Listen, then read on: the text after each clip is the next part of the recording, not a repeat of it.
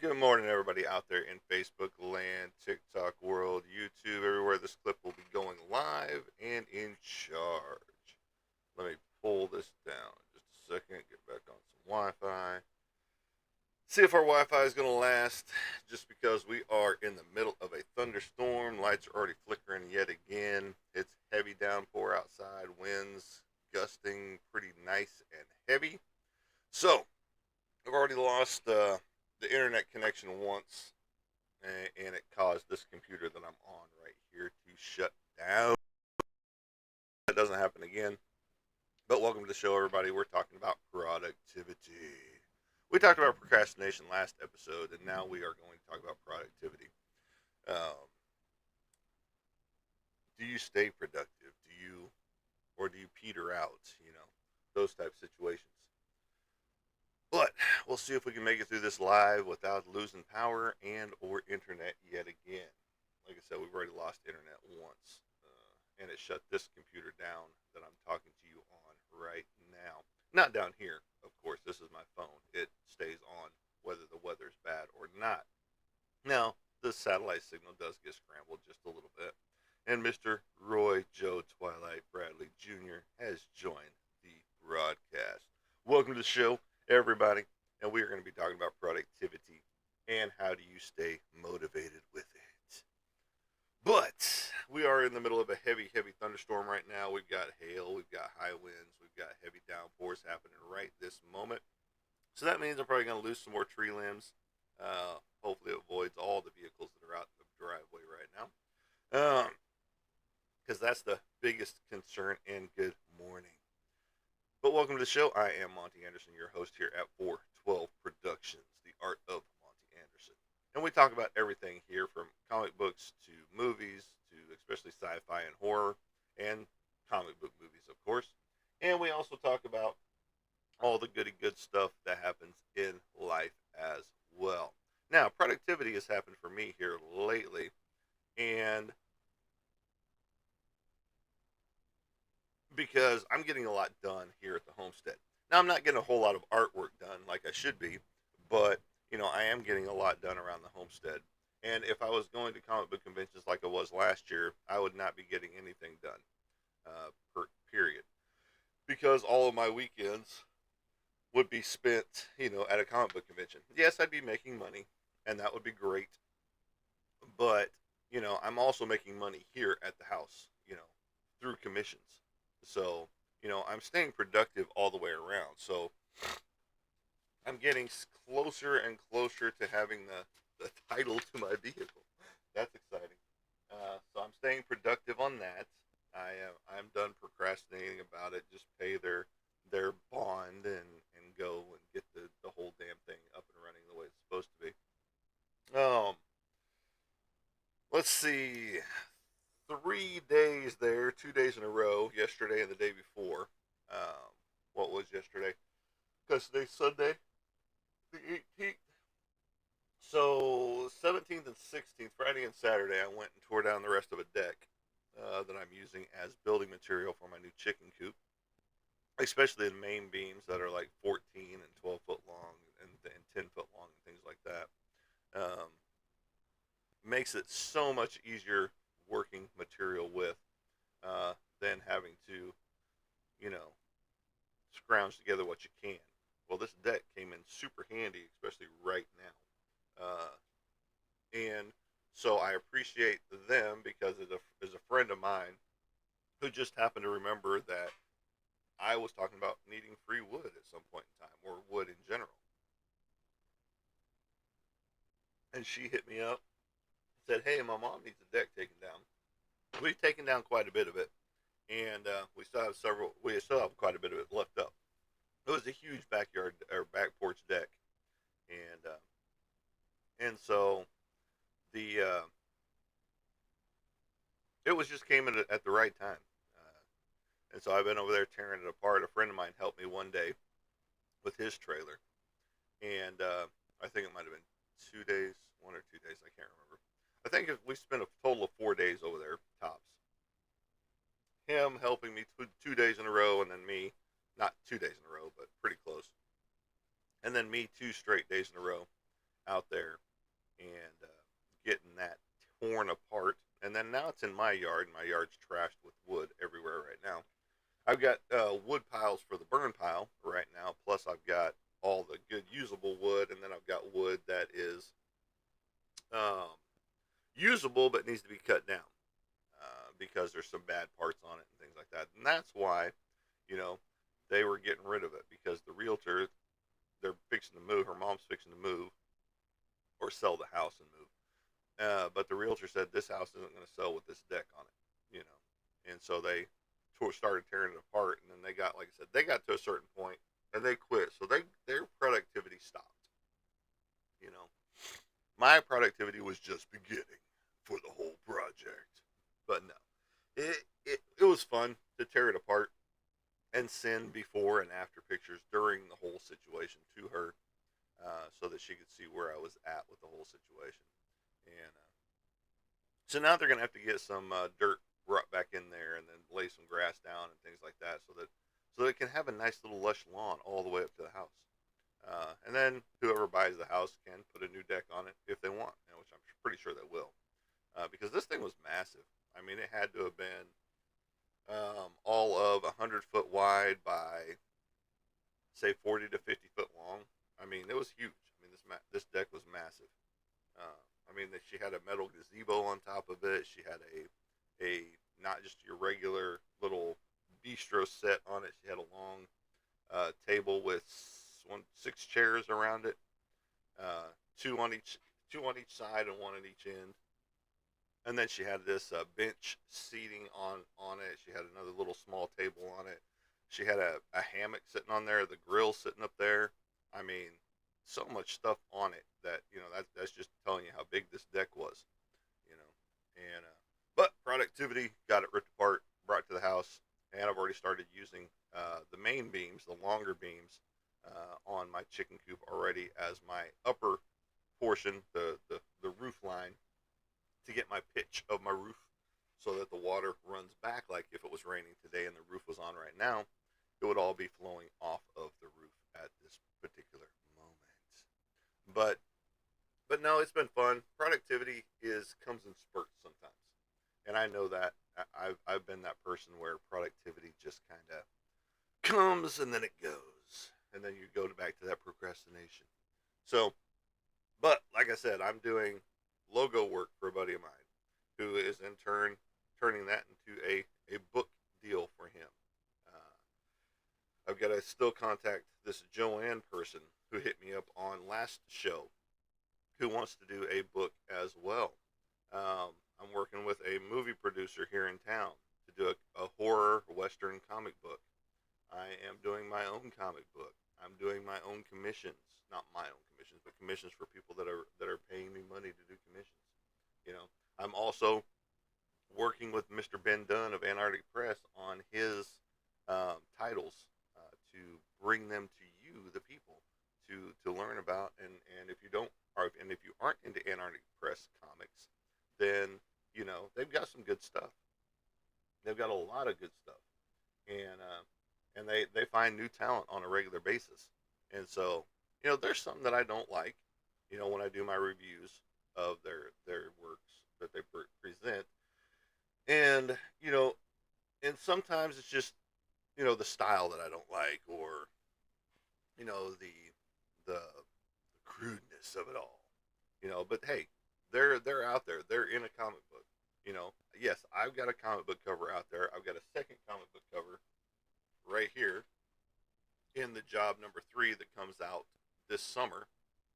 Uh, so it's you can pre-order right now the PDF version of this book, but you won't get the book yet until summer when it hits. So you are paying for a pre-order is what you're doing. So that's cover number 2 on book number 3, which is just like Psycho Sal number 3 that I did the cover for there as well. So so I will have 2 published professional covers out there under my belt, which is awesome. But it's not something that I want to completely pursue. Yes, if somebody comes to me and says, "Hey, I'd like to do or have you do a cover for me," what's it going to cost me and all that stuff, I'll let them know. You know, just because, yes, I want my covers to be out there. I want my comic book covers to hit the shelves, you know, and be productive and sell, thousands and millions of copies. But, I know that's not reality. So, it all boils down to, continuing to plug the cover, um, and hopefully someone buys this original, of the cover because they like it that much.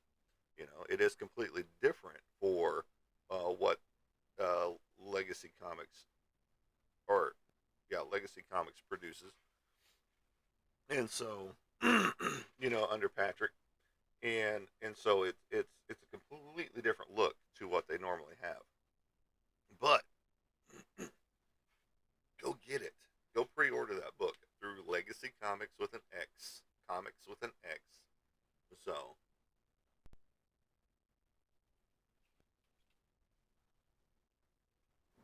no, the ones behind me, um, the Daddy Mullet.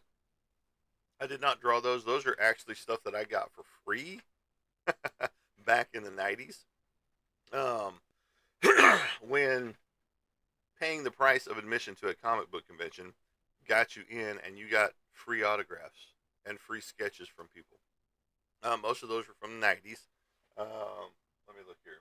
Yeah, '96 and '95 and '96 were the days that I went to comic book conventions. And you got the likes of there of Stephen Hughes, who's passed on from cancer, who was the Lady Death artist. He did Annihilator for me. I believe that's who that is up there. I've got Marat Michaels. I've got Dan Fraga. I've got an Art Nichols piece back there. I've got Jordy Ensign. I've got Gil Kane or Guy Gilchrist, the comic book artist. And the mic is cool.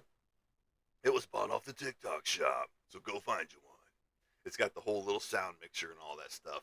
So you guys can't hear it down here, but everybody up here on my Facebook and YouTube, whenever I post it, and it's live right now on Facebook, but I can do applause, cheers, all kinds of different things with it as well. Now you can pipe your phone through the board as well. I just don't do it that way. So I leave that for up here for my recordings.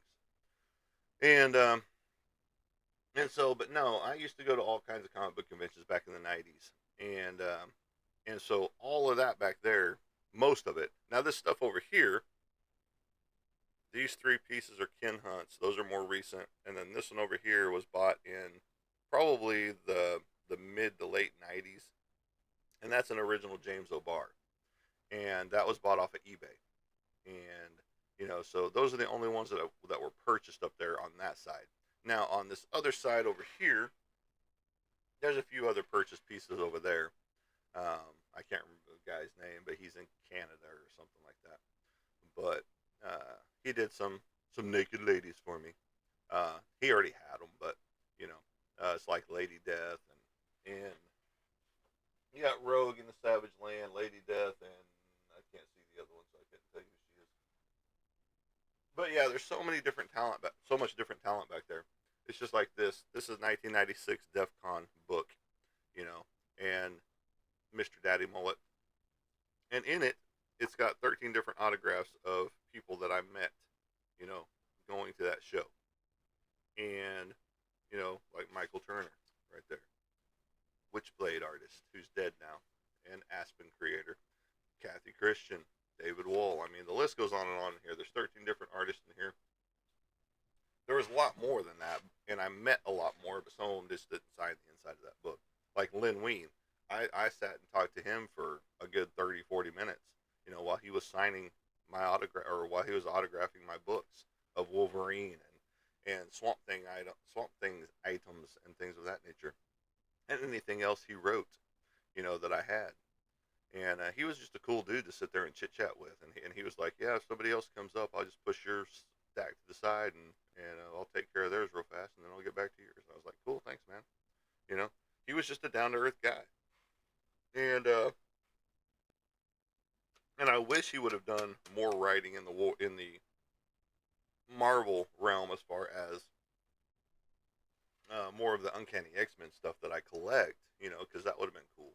But then it would be gone now because my original set, um, and It is like, because my first set of comic books paid for a house I no longer live in and paid for a woman I no longer am married to, those type things. So had he signed some things for me in my Uncanny X-Men realm, it would already be gone, because that's what I sold for the down payment of the house that I no longer live in. And it was my Uncanny X-Men collection. I mean, pretty much my entire collection I sold off for that marriage. And hindsight's 2020, I would have kept the comic books. Let's be real. So, but it's neither here nor there. And now I'm off to better, bigger things. It's been nearly 3 years since that divorce, and I'm a happier person. It's just like, um,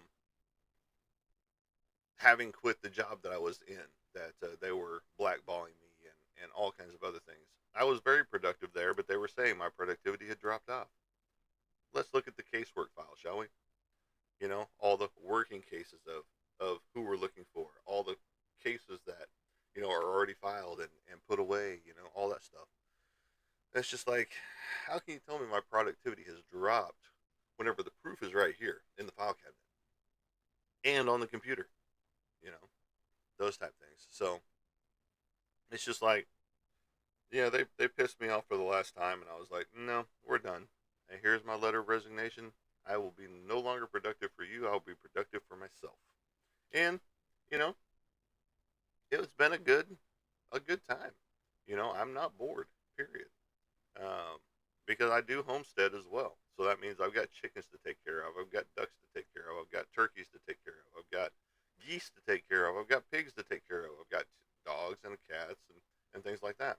Pretty soon, who knows what else we're gonna have? I mean, we do have a baby mouse, that the girlfriend found yesterday, and the sucker is literally smaller than my thumb, you know, and uh, and so he's chilling in a box eating some uh, bird food right now, some of our crumble for our chickens, and he's living his best little life. He pretty much was just born, and within the past couple days, we're going to be stopping the rotation of the chickens that are in the incubator, and we're going to be placing them to where they can hopefully hatch, and we have some baby chicks, those type things. So there's all kinds of different things are happening here around the homestead to keep me productive, to keep my productivity up. And so like I said, between art sales, if you're looking for artwork, hit me up. I've got a ton for sale. I've got 3 portfolios of artwork for sale right now. And I'm doing regular artwork on a regular basis. Like I said, logo work on the computer, 3D printing. I'm working on that. So it's not turning out very well right now, but I've got another base, another vat coming because I think I fucked that one up and by trying to clean it. And so I've got a new one coming, and I'm going to see if that fixes some things. I'm going to adjust my UV light and all that good stuff. But I'm gonna see if that helps because my prints are sticking to the base right now, which is no good for a print because I've only had one real successful print so far, and that is this little guy right here, Captain Spaulding, if you will, right here. This is my only true productive 3D print so far. Is Captain Spaulding here?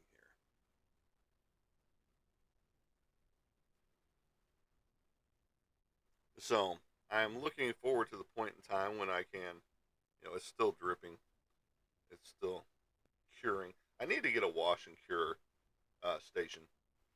Is what I really need to do, and I might get one of those this next go around, just because it'll help wash all of the resin off. I do resin printing instead of the spool printing, and I might want to switch that over. I might just get another one and do this one for small projects, and use my resin printing for or the spool printing for bigger projects. Get a little bit bigger one, and then this one that I've got because the vat's only so big. I mean, it works, and when it works right, it works great. But right now, it's not working the way I want it to. So it's not being as productive as I was hoping it would be already. Now, I did procrastinate, and I did not use this thing for the first, you know, let's say 2 years I owned it. So, it is in two pieces. I've got to flatten this little piece out because for some reason, when it printed out, it printed at a funky angle, as you can see. Maybe. See how it goes wonky towards the front? It goes down instead of flat. So I'm going to take a piece of sandpaper and just whoop, make it all smooth in there. And so it doesn't wobble to and fro. But that one's staying with me for now as, again, my first successful print on my 3D printer. But like I said, I procrastinated for the longest period of time, and I let it set, here in my office for a good 2 years, a year and a half, 2 years, something like that, before I actually ever did anything with it. Because I was like, man, this is going to be complicated. And in reality, it's not. You go find your STL files and you plug it in over here after you do a few things on your Anycubic slicer, and like make these things hollow, unless you want a 100-pound piece. But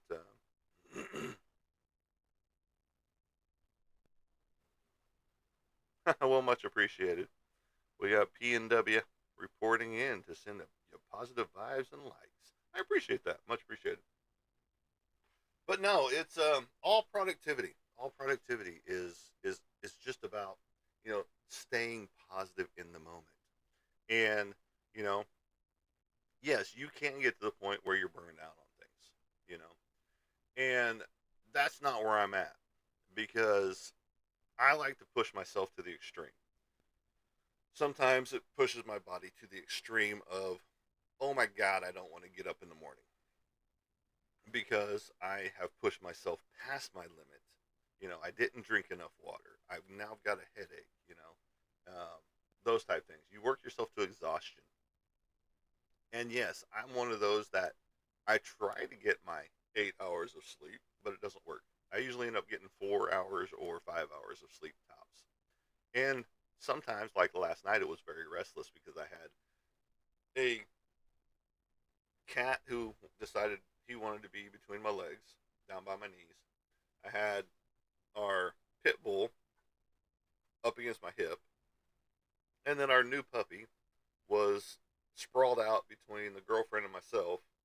Like, no, you guys aren't going to be touching during the night because I'm here.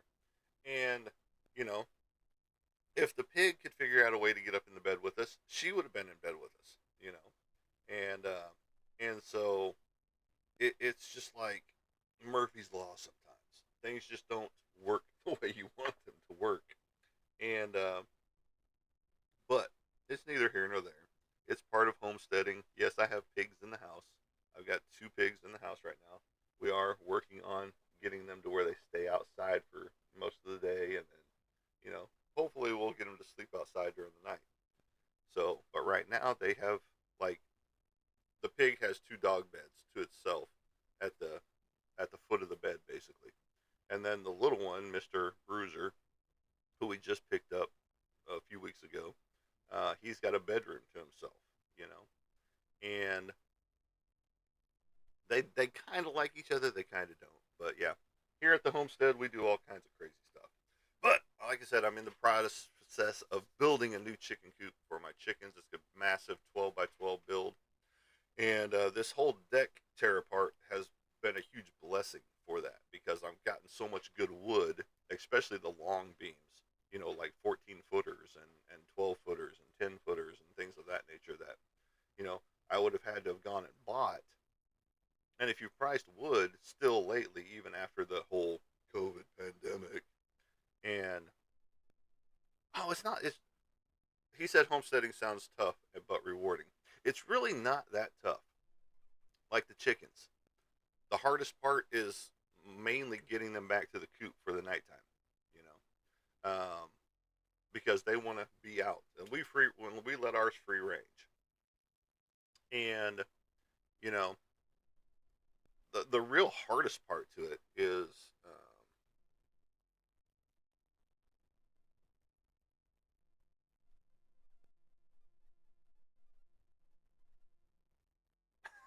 yes, my I have a chicken coop that houses the chickens at night to keep them safe from predators. During the day, they're free range. So, you know, because I have no fear of predators during the day. Just because I have a compound fence. No, I don't move them around with a tractor. I let them free range. The coop stays in one place, and uh, and it's like I said, it's a big 12 by 12 by, I'm gonna say it's probably about 8 foot tall with a regular sized door going in on it. No, so I don't tractor mine. Mine free range my entire yard, my entire backyard, which is huge for chickens. We have 34 birds or 38 birds, something like that, and not all of them are chickens. We've got turkeys, we've got ducks, and we've got geese. So, but but homesteading really isn't as hard as you think. I do have my garden back in the back as well on a new section of property that we just opened up. So, um,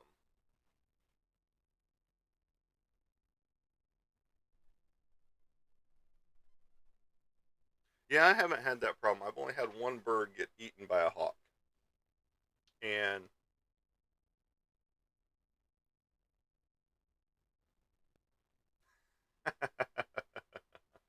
raccoons haven't bothered ours. Period. Because yeah, I still live in the woods and in the country, but my coop is protected enough, as it should be, that they can't get into the coop. Period. So, and yes, could you imagine the tech generations had if they had to homestead? Oh man, yeah, no, that would be hard for them because I want to live off grid. I mean, I want solar panels. I want a pump, a well pump put out here, for water. And but I can't find anybody that will drill in this area, you know. And that's the hard part. I might just do it myself. I've seen it done. It is a little bit more difficult, but possums will go for the eggs more than they will the chickens. But it's just like snakes, you know. Snakes are gonna get some of your eggs. It's just a fact. The pigs will get some of our eggs if they find them. And but I haven't had that problem. Possums and raccoons leave my stuff alone because again, it's the coops that my animals stay in are protected well enough with a foot of wire that goes into the ground. So if they try to dig underneath it, they're going to hit wire or some kind of metal. And that's how you protect your flock. So, like some have never been camping or fishing, just tech all day. But that can change. People can learn. They can. And I've seen, there's been several tech people like you're talking about that have gone off and started, you know, doing the whole wilderness adventure, if you will. And some started homesteading. And it's not hard to learn or pick up. The biggest cost comes in your food, in reality. Um, because during the evening time, when it's time to put them away, you lead them back to the coop and you feed them. But during the day, they're free range. I let them out from sun up to sundown, pretty much, and they go right back to their coop where they're supposed to go. And again, I've had only one issue with a hawk taking one because she was not the smartest of the birds, and she decided to go on the other side of the fence and got eaten by a hawk.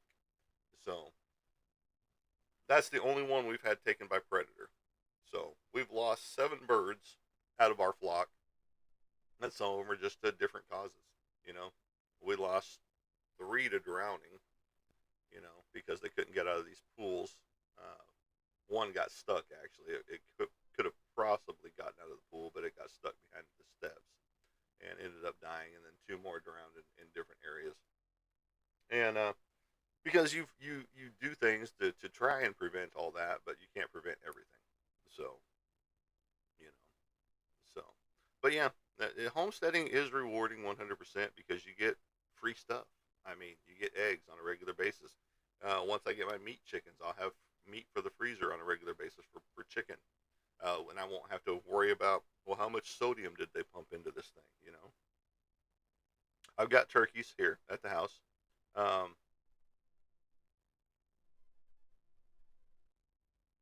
they're just like a dog technically. I mean, they do have a little roosting spot that they have to have. No cows. My yard isn't big enough for cows. Now the girlfriend wants to get an emu, which don't get very big, as we learned when we went through this zoo in Branson.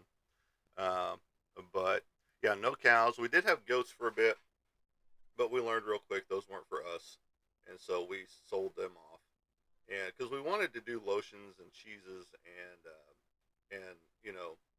candles and things like that, but she didn't produce enough milk, so we needed a dairy cow. But we had Nigerian dwarfs, and then we had two kids from those two.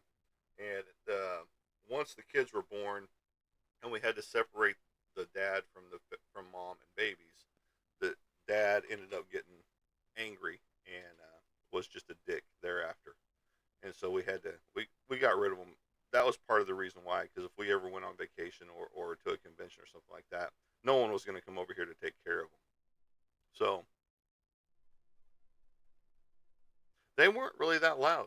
Um, these goats, the Nigerian dwarfs, they could get loud, you know, periodically. But as far as um, what you see people talk about on a regular basis, oh, they tore up my seat to my tractor, they tore up my seat, or they tore out my wiring to my lawnmower, whatever. They didn't do that. Yeah, they jumped up on my lawnmower and things of that nature, my riding mower. But as far as destroying the seats and eating it and stuff like that, no. They would rather eat the bark off the tree than they would eat my seat. So yeah, the fainting ghost, that's some funny stuff. Yeah, a lot of people love those just because of that factor. Now, if we did goats again, we would go with probably some pygmy goats that only get about yay big tops. That's their max height right there, probably about 2 foot tall or less. And we we're probably done with goats all the way around. Like I said, emu is probably next if I had to guess, but because we've got two turkeys, we've got two geese, we've got two ducks. We're wanting to get more ducks for our pond. That's getting ready to get expanded out uh, wide and a little bit deeper. Uh, but yeah, things are coming along here. Product, productive wise around here, and it's fun, you know, um, because it keeps you healthy, it keeps you young, it keeps you building. You know, people go to the gym on a regular basis. I go to my backyard, and lift 150 to 175 pound pallets. No, I'm in central USA, Arkansas area. I was born and raised in Oklahoma, but when I got married, I moved. I mean, the girl I knew, she was from Oklahoma too, but she had moved over here to Arkansas, Fort Smith area, and so that's where I reside out in the country now. Apart from her, I'm probably about 12 miles from where she lives now. So, the house that I helped pay for, but with my comic book collection. But now I live in the country setting. I've got a cattle field right directly across the street from me on our road, and then I got an empty field behind me that OG&E owns. So no one's going to be building anything there for a while unless they sell it off. And then probably 150, 200 yards away is when the next set of people are, out here. We got the army base right to my left and to my right, um, at either end of this spot. We're just happen to be right down the middle with army base over there, army base over there, all that good stuff. So please like, share, and follow, and I will do the same for you. Um, I do try to come on earlier in the day because I'm usually up by, sometimes 2:30 in the morning, and so I'll come in here, start my artwork process, and then wait for my live show to come on, which usually is about 4 to 4:30. I might as well just do it at 4:12, which is what my 412 Productions is all about.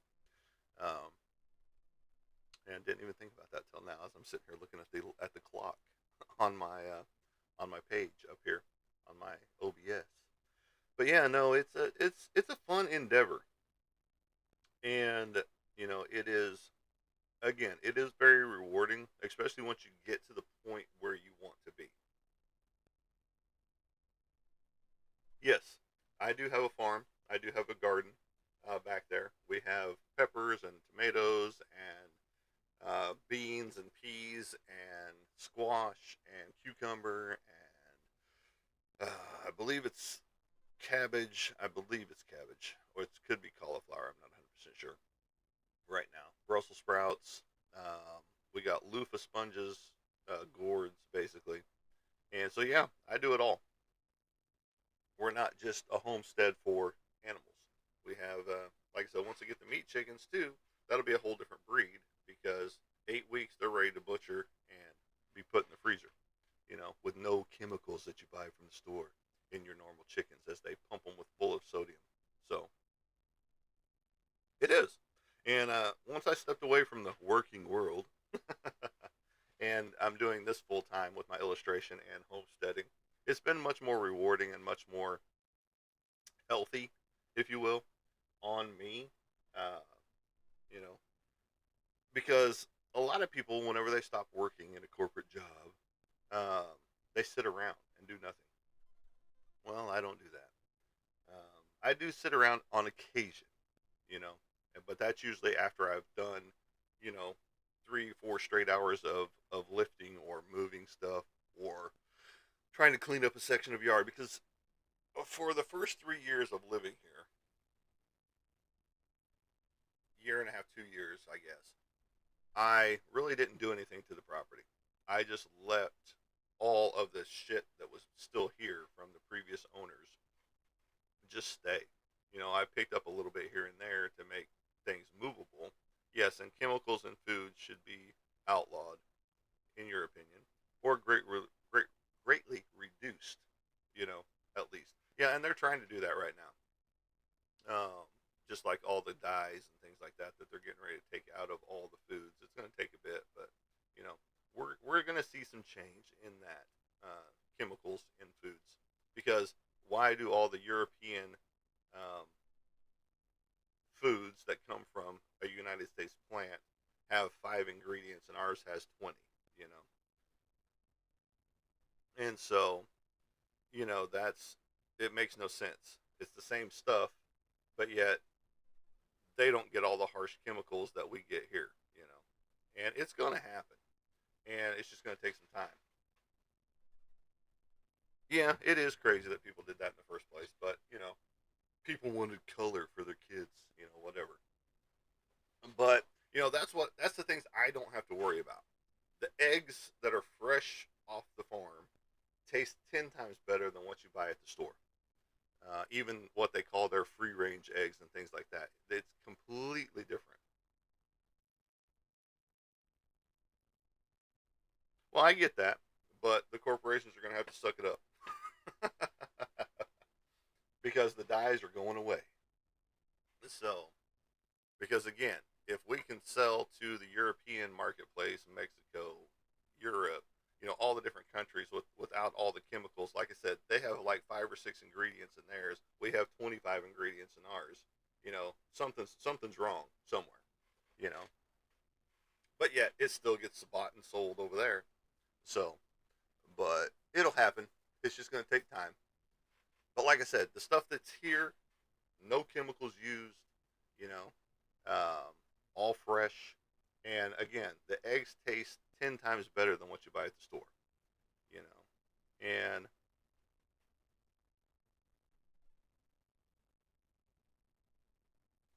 exactly the things that are produced should not harm people. But like you said, people lobby for it and things of that nature. And because our kids aren't eating it because it's not a specific color.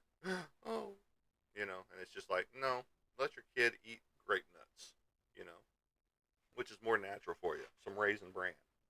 Those type things. And it's just like I ate those as a kid. Now my grape nuts had a lot of sugar in them, but they were still good. I like them, but you just couldn't eat them plain. You had to have some sugar in there. Now grape nuts was good. Love that. The little raisin bites in there, the actual raisins, not some offshoot, you know, thereof that some people make. Some shriveled up prunes, but yeah, No, it's actually grapes that are shriveled up to raisins. But no, there's that's what I like about homesteading is because everything is grown naturally. Yeah, I put down some homemade, you know, bug deterrent, things like that, and but it's all natural stuff. It's not the stuff that can kill you at the same time, you know. And so you learn what stuff works the best, and you give it a shot. And from there, if it doesn't work for you, you modify it. You find something else in the natural realm to spray around or onto your plants to keep the bugs off of them. You know, you don't go buy the harsh chemicals from the store and pound your vegetables with them. You know, because that's just putting those chemicals back into it, and then you have to wait X amount of days before you can actually pull it from the vine and things of that nature. So, and speaking of which, I've got to go out there and build some trellises for all of my vining plants that are happening right now. So got some squash and things like that are putting out their vine feelers, and cucumbers are fixing to put out their vine feelers, and the beans are already up to the point where they should already be up on a vine, those type of things. So, but you got to get that built up as well. But no, it's having a homestead is very very rewarding when it comes to productivity because you're never going to have a dull moment, and that's the best part about the whole thing is that there never is a dull moment. There's always something happening. Like whenever I get up to start my live show, some of the animals decide, hey, it's time to get up too. No, it's not. Stay in bed, stay asleep. You know, and there are certain steps that you have to do. You get into a routine, and like right now, 7:15 is when I go let the chickens out to free range. You know, because the sun up is by then, or sun is up by then, and so now they can go out in free range because they're still in bed. They're on their roosting section, uh, laying down or perched up on their roosters and things like that. The roosting bars is what they're called, and we're probably going to have about 7 or 8 of those roosting bars in the new coop because again, it's a 12 by 12 space with about a 9 foot ceiling. 8 to 9 foot ceiling, somewhere in that range. Might be a little over, might be a little under 8, just by a hair, but you know, it is what it is on that because you imagine the Oregon Trail days. You, your family, and a wagon. Good luck. I had to be strong back then. My great grandmother came over on wagon to Oklahoma. So, Apple Jack's best cereal, uh, there is, buddy. No, well, just wait till that Apple Jacks don't have those colors to them anymore. Wait till those Apple Jacks aren't red and green. Wait till they're just the regular brown color. You know, still with the apple flavoring, and but artificial apples. I guess I'm not a big Apple Jacks fan, so you know, or eat an apple. Yeah, eat a red and green apple. Yeah, that would work too. But some people, I mean, there's a lot of people that love their certain foods. Like Mr. Roy Joe Twilight Bradley Jr. here does not like steak. I'd rather have a big steak over a hamburger. You know, but he would prefer a hamburger over a steak, which still makes no sense to me, brother. And we see this guy on a normal basis because we're in the same town area ish. We're 10 minutes apart, and so in fact we've got a girlfriend and I have a lunch date with him. Uh, but again, I would rather have it not from a grocery store, you know, because again, chemicals that they put into these animals to make them flavorful, if you will. I would rather buy one from my across the street neighbor right here and go in halves with somebody and do half a cow, because that would fill all of my freezers up. I've got a freezer here. I've got a freezer sitting outside, and I've got a freezer in the kitchen. You know, And whenever we don't have the room to put something, we put a little bit in here. We put some out here. Now I need to get a new upright freezer out here because this one's not. The door's not staying sealed. So we actually have it cinched tied shut.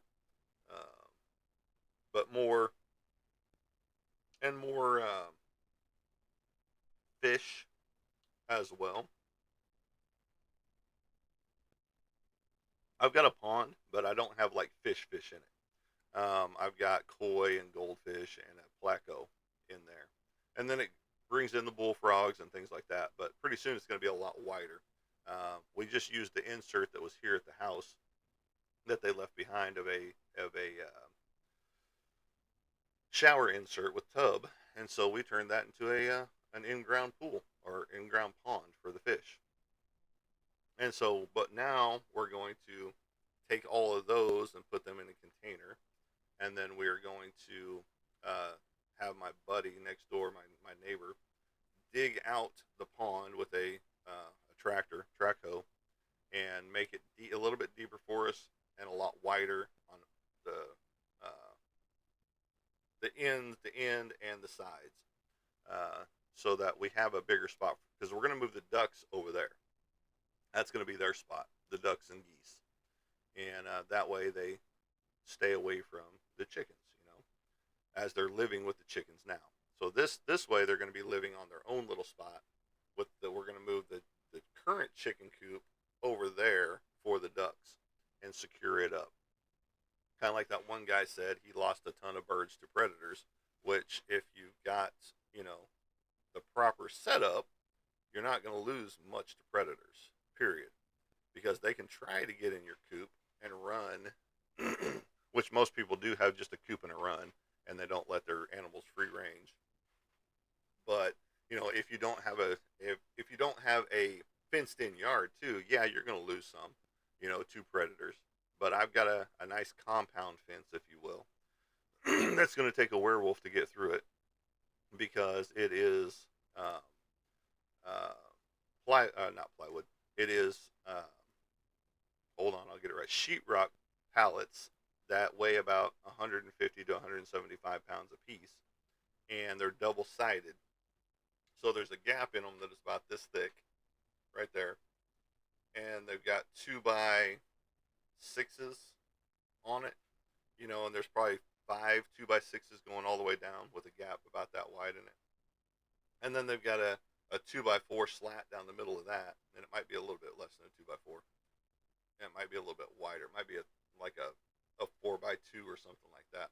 But and it's double sided.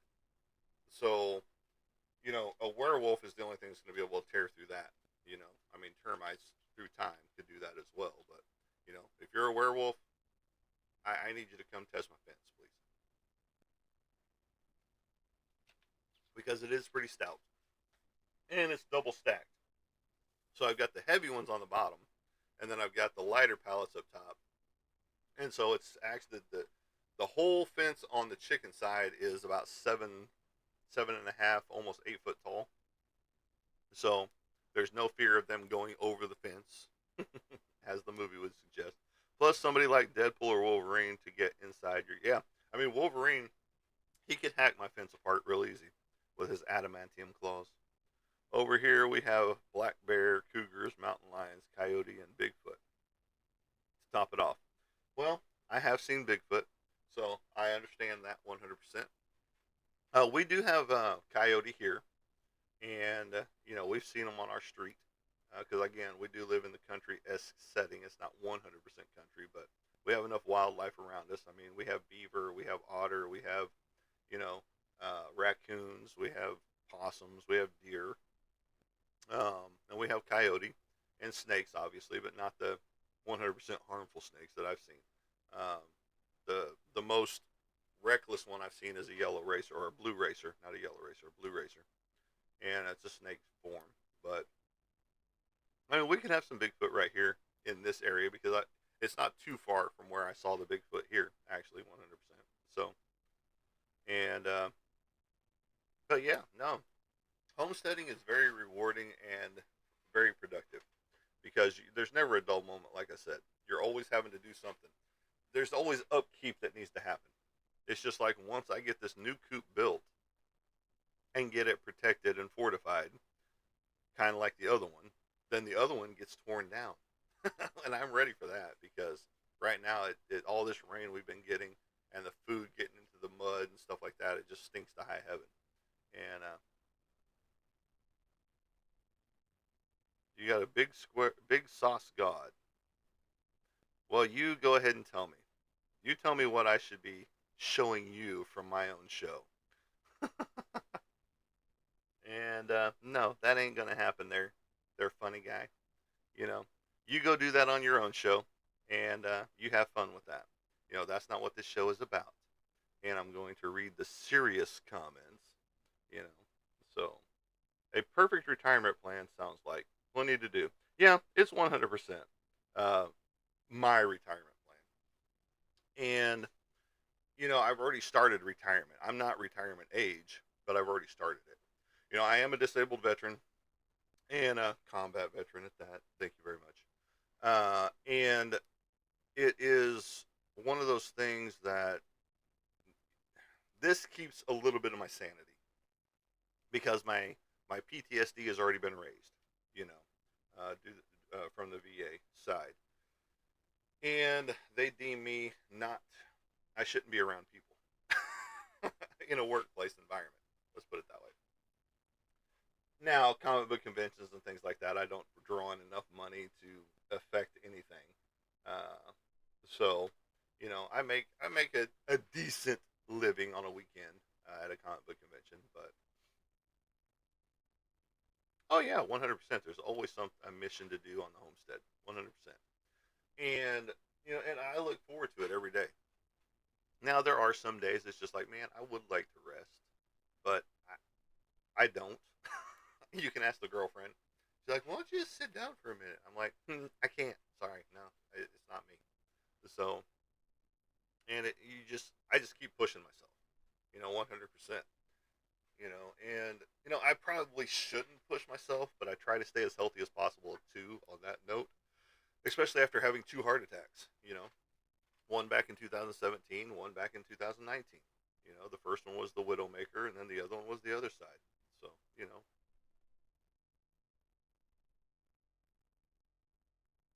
yeah, it keeping your mind occupied in something helps because you can dwell on a lot of things, and especially the war that we were in Afghanistan, you know, or the things that have happened, throughout life. You know, there was a 3 year stretch in there that I don't wish on anybody. My sister was killed by a drunk driver in 2008. My son died of an ATV accident in 2009, and he was only 17. And then my grandpa had a full life and died in 2010, and none of them were a year apart. So, you know, it's my grandpa died at 90, so he had a full long life. But everybody else was still young. My sister was in her 40s when the drunk driver hit her and ended her life. You know, and then my son just graduated high school, and he had his life lined out of how he wanted to go and what he wanted to do. He had joined the military as a combat medic and was getting ready to go off to basic training, after high school, but he never got that opportunity. And then he was going to go to Oklahoma State for their firefighter school, and didn't get to do that opportunity. And then he wanted to be an EMT for, you know, uh, to help people. You know, again, none of those things came to light for him, and I appreciate that. 2009 was the toughest year, and that's why I have a number directly above up here on my YouTube and Facebook post that I don't have here, and I can't even really talk about it here because you get restricted if you say certain things, you know. And here comes the stupid puzzle piece. Yay, thank you. I would not have been able to get through my day without your puzzle piece TikTok. If you do a live show and you go on for so long, this puzzle piece appears that they want you to slide into or rotate into or those type things. But no, I do have a number up here that is a prevention hotline number. So if you know, you know. And It is 1-800-273-8255. You're having thoughts of that you would better be, or that you feel like you would be better under dirt than you are right now. Call that number and talk to some people, or DM me directly, and I will talk to you as well, because I have been there. In 2009 was the worst point in time. It took me almost a full year to get out of that funk, you know, especially after my son died. But then I came to the realization, hey, I still have two daughters left and people that want to see me above dirt, you know, those type things. And so, yeah, it's all of this is led up to the homestead and artwork full time. And so, yes, you can. And that, from what I understand, that number might be going away. So that particular number, but the other number, 1-800-273-8255, is still available and has never changed and won't change. So everything is temporary, good and bad. So give time seems to be a good focus. Yeah, I mean it's been a while.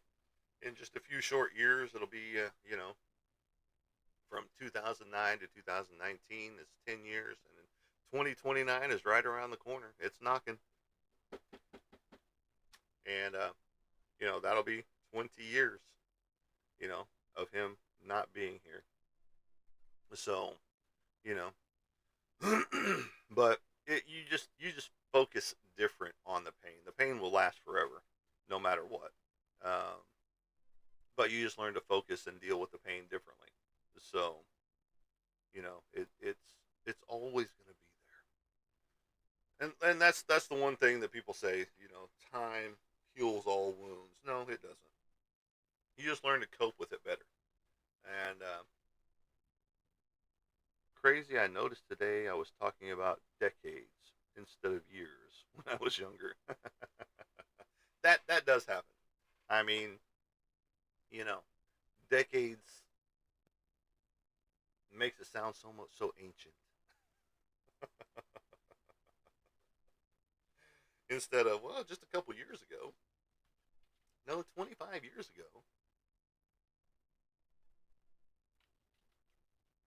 because I'm over half a century year old. You know, so let's talk centuries. But no, I'll be 54 this year. So 54 years young, still going strong. Even two heart attacks didn't put me in the ground. So, I'm still going strong. I have something to live for. I got a lot to do still to accomplish. So, and yep, you too, there, Mister Roy Joe Twilight Bradley Jr. He's actually just a tiny bit ahead of me on that because he was born in January. So, but no, life is good. I don't miss the corporate world. Period. There's people that I miss, and yes, we're all here for a reason and a purpose. That's why you have those positive vibes. And I do not miss the corporate world. Period. I miss a few people that I used to talk to on a daily basis when I did work in the corporate world job. But as far as missing it, I don't miss it a bit. Especially the last 2 years when they were blackballing me and, like I said, telling me my productivity had dropped, and they stopped letting me go to meetings, which was a big money maker for me, and things like that. And so it was just like, how did I make the transition from the corporate world to homesteading and artwork full time? I just did it. To hell with them, you know. Uh, but I was already doing artwork on a regular basis, and so I had that to fall back on. And oh yeah, I just jumped in 100%. Uh, I didn't let anything hold me back, and it's just like, if you're gonna let something hold you back, then you're scared. I'm not scared of it. You know, have I been scared in my life? Sure, as a kid. But as a kid, the scared level is different. And I grew up in a different era than most people. You know, I grew up in the 70s, 80s, and 90s. And well, I'm actually making double than what I was in the corporate world. So I'm not scared of that. And yes, I can see how that's scary. Especially with the prices of apartments and things like that today. You know, I'm lucky my house, my mortgage is only like under $700. You know, and that's for a house, a full house with property that I get to do what I want. You know, and um, now other people, I hear them renting apartments here around me for like $1,200 a month, and I'm like, that's over twice what I'm paying. I mean, basically twice what I'm paying right now. You know, uh, was sick as a kid and grew strong, then lost his wife and mother in the same day. Oof. We are brainwashed into thinking we need corporate works paycheck every 2 weeks. Yeah, and that's 100% it. Because um, we work for someone to get richer than us, is what it boils down to. And I was lending into that. Um, his advice: get action, do things. Yes, 100%. Ouch. $2,200 for the houses. Well, I mean, you're in a house though. You know, I get that. My house isn't immaculate by any means, as you can see by this right here that I haven't finished working on yet. My ceiling alone. The patchwork that I was working on whenever I first moved in here 3 years ago. Well, at three houses, $2,200 for three houses. Um,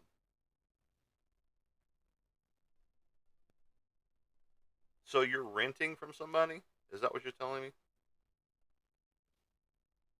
But yeah, no, you are definitely making corporate people rich. Just like I worked at Walmart. Okay, that's $1 trillion corporation. Okay, okay, you own them. Okay, no, okay, that's cool.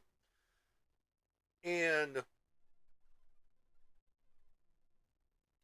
we made the store manager rich from the actions that we did inside of Walmart. Okay, all of the people that work inside Walmart are the ones that make the money for the store manager, who's making six figures. Okay, the store I worked for was a little over $1 million store, per year, and um, so his bonus check alone was huge. The coach's bonus checks alone are roughly $21,000, for a coach's position in the store now, which used to be an assistant manager. The store lead is getting somewhere in the $50,000 range for a bonus check, and the store manager is getting anywhere between $80,000 to $100,000 bonus check on top of his check.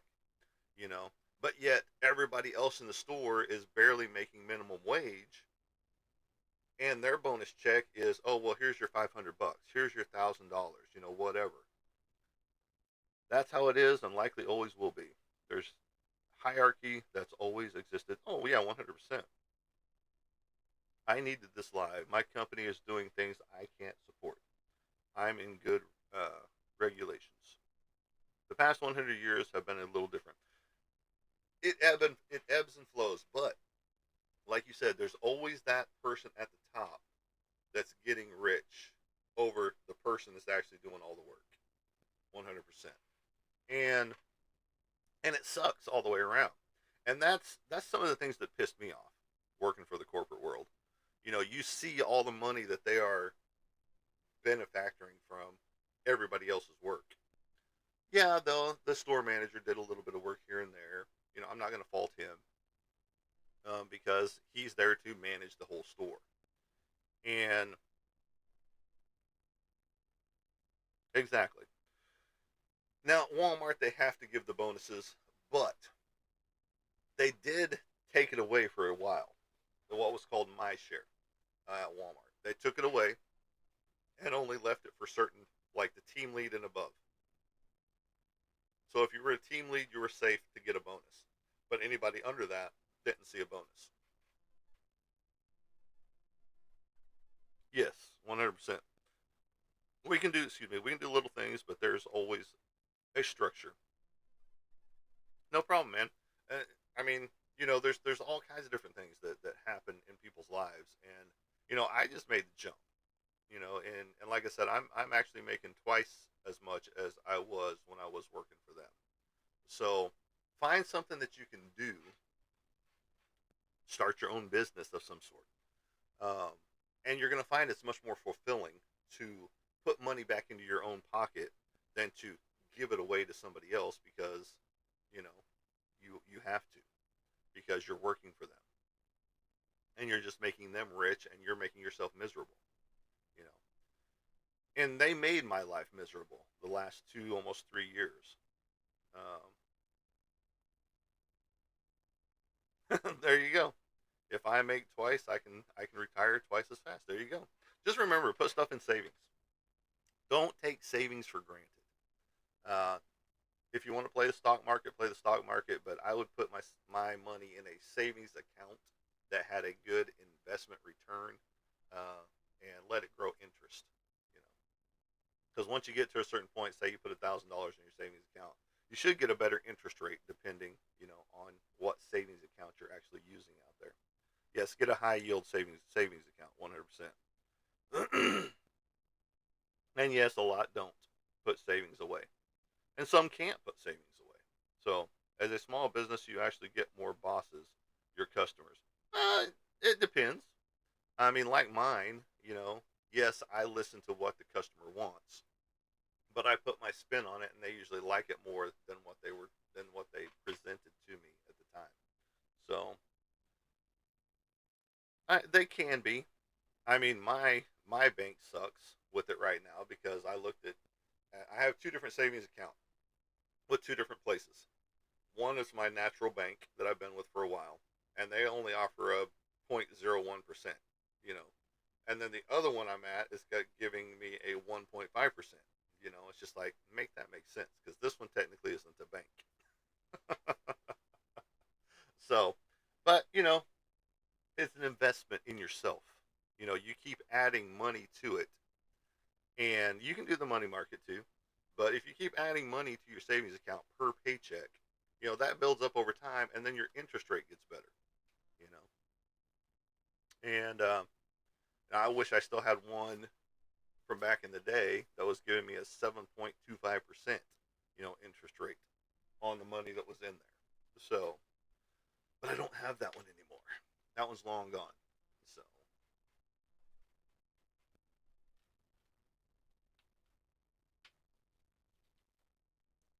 what kind of products do I do?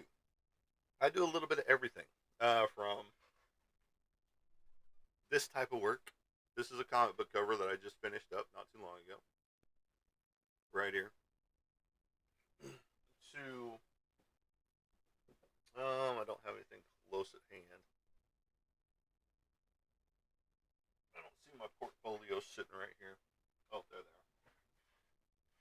Let me grab a portfolio and I'll show you what I do.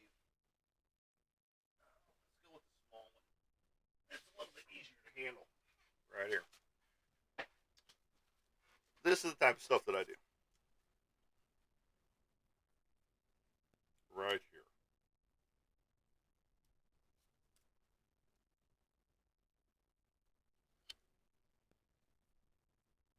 That one did have a Grogu piece in it, but I just got rid of it. I use acrylics, paints, markers, pencil, color pencil, things of that nature. Like that first piece I put up was a painting, so it was all acrylic. I try to avoid oil because it takes so long to dry. This is my Cable, Dirty Harry style. Of course, Clint Eastwood. If you like wrestling, got you covered there. This is a cardstock paper. It is a watercolor paper, so it's 140 pounds, and it's a lot thicker, so it's a lot better, and I appreciate that.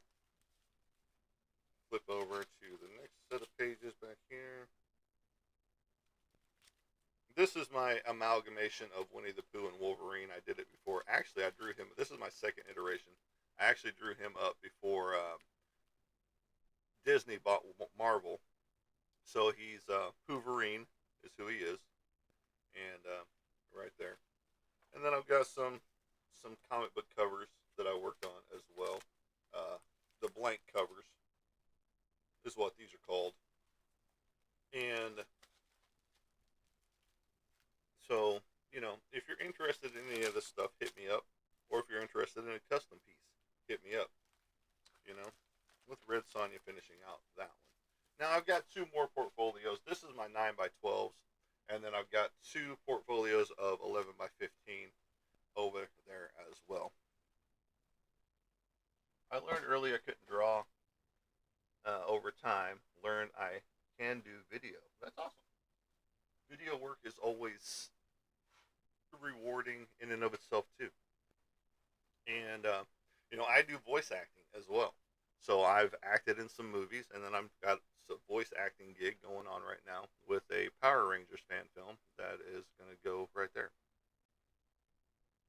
Well, there you go. See, you want to quit your job and write a children's book, do it, or books. A series of books.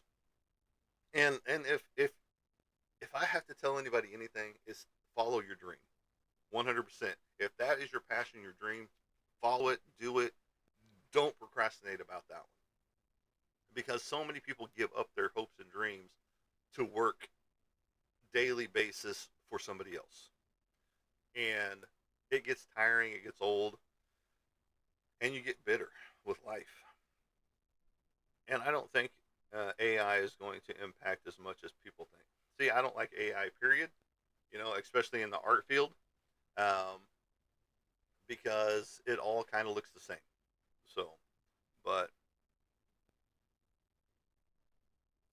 no, I get it, and I had that mindset for a while. That, oh man, if I do this full time, I'm gonna fail because I had negative people around me.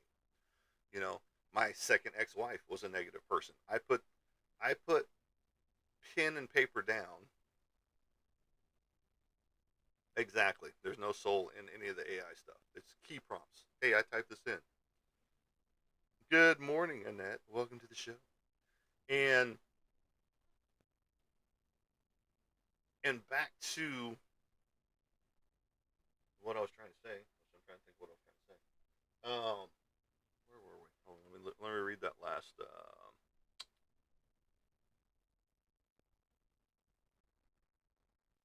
Oh, about the scared to fail. There comes the point in time that you got to exhale and put that aside. But yeah, no AI. It's just you can tell that it's just all key prompts. Hey, I typed this in. Now my artwork is out there, and I did this in 5 minutes. Where I pick up one of these and do some artwork. Annette can attest to the artwork because she's got several pieces hanging on her wall right now. Um, and so can many of other people around the world because my artwork has gone worldwide. It's not just here locally in the U.S. I've got it in Great Britain. I've got it in Canada. I've got it in, you know, um, Africa. I've got it in different places. You know, yep. Learning comes through failing, and it's just like the Batman quote. You know, why do we fall, or something about that. And it's like it's not how we fall. It's how we get back up from the fall. Well, that's cool. And like Ines just said, your work is phenomenal. I appreciate that. Mucho apreciado. And um and you've been thinking about children's books for years, and that's awesome because make it happen. Get the writing going on them, and then find you an illustrator that can help you manifest that dream. You know, and that's like what I'm working on with this buddy of mine, Larry. He has some books that he's wanting to do as a series, and I'm going to help him out with those. You know, and hopefully it's enough revenue for both of us. You know that that we make some money off of it. You know, and I've been thinking about quitting on Wednesday. Confirmed work issues 2 days ago. Nah, that sucks. I'm sorry. And this could be a sign. you know, but luckily, I mean, I do have a fallback. When it comes to all is my artwork. You know, the homestead is doing good. We sell eggs on a regular basis, and we don't sell them for much. You know, $3 a dozen for free range eggs, and then if you want an 18 pack, you get them for $5. You know, much cheaper than going to the grocery store, even for their free range eggs. Because I see some of their free range eggs that are like $8 a 12 pack. What's a homestead? A homestead, I have animals. You know, you self sustain.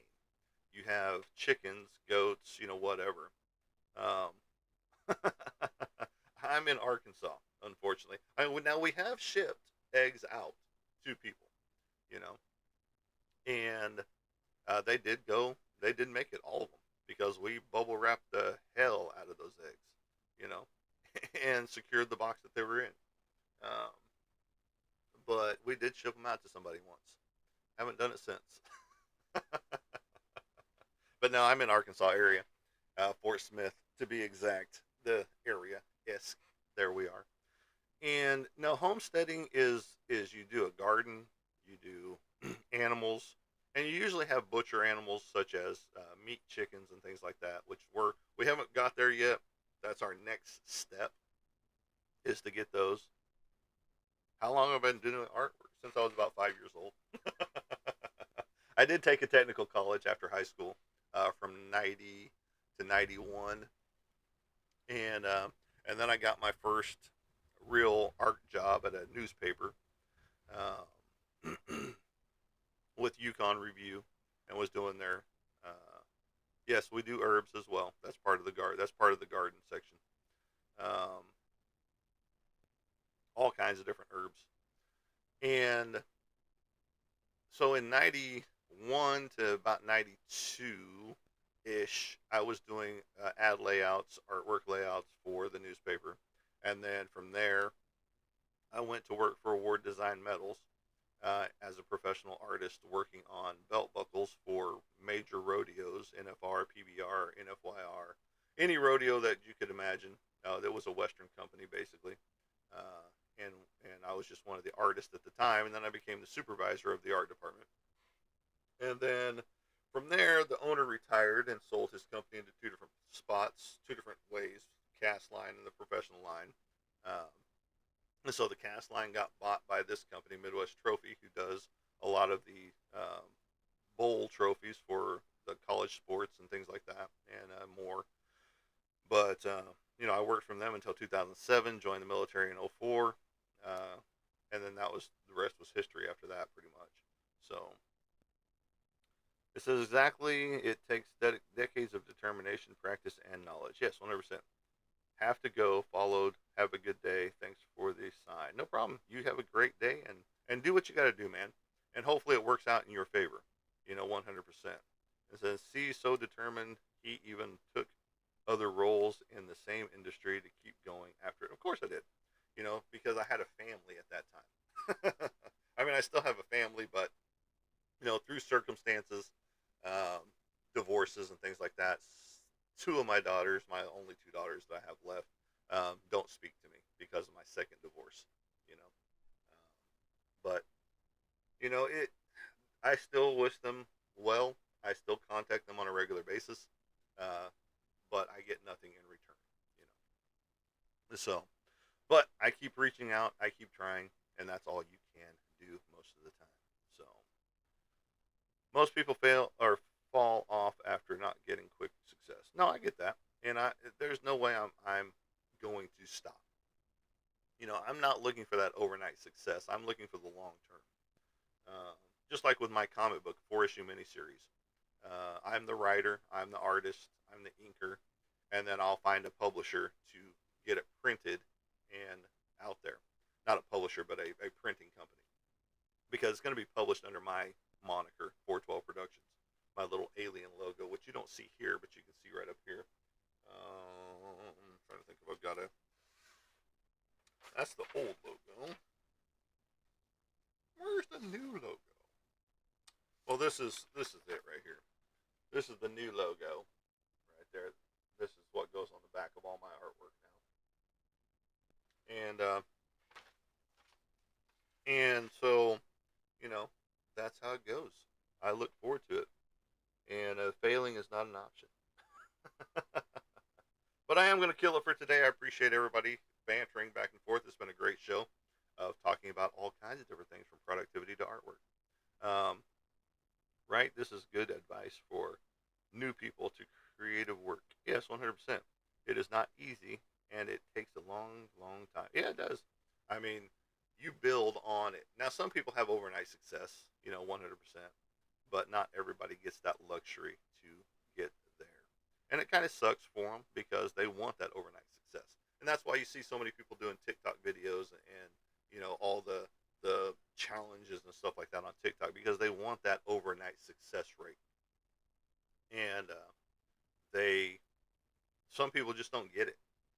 Some people just don't get that overnight success because why? Well, I don't have boobs. I don't have blonde hair. I don't have, whatever the reason is. You know, it's just like us in the art industry. We see people that have subpar artwork and it being sold on a regular basis because they've got boobs and they're showing it in their picture. Oh, look what I made today. Only people that don't change their smoke detector batteries don't see cats in my profile picture. Nice. Okay. Whatever that means. Those are friends of connected people, so I don't look at that. No, yeah, 100%. Um, and you know, and yeah, I know people as well. I mean, I escorted people when I worked at Walmart when we went to the meetings, the Walmart meetings. I escorted famous talent, and I got to meet them and kind of became friends. Three doors down being one of them. Uh, and I won't list any of the others because some people don't like some of them. And no, you can't compare to them. And 100%. And I don't try to. I'm me. You like me, you don't like me. That's your choice. You know, and most people will have a longer journey. Yeah, 100%. And I don't mind the journey. I'd rather have the journey than boom, it's already there. Because I, for one, wasn't one of those that were born with a silver spoon in their mouth. You know, as many people were in this world. You know, and but I appreciate it, man. And please like, share, and follow if you haven't already. And yes, Mr. Roy Joe, we're still here. We haven't left just yet. We're working on it. We're trying to, but we're still here. But yeah, no, I do appreciate each and everybody stopping in, checking out the show, and I do appreciate each and everybody stopping in. Really, I do. It's what makes the show great. It's what helps push the show. And you as well, sir. Have a great day, or ma'am. I'm not sure which one you are right there. Just from the name, I'm not 100% sure, but I'm going to guess you're a male, maybe. I hope. Yes, sir. Got it. So, um, but yes, I appreciate each and everybody. And as I like to say, as I leave you guys, we will catch you on the flip side. Have a good day, everybody.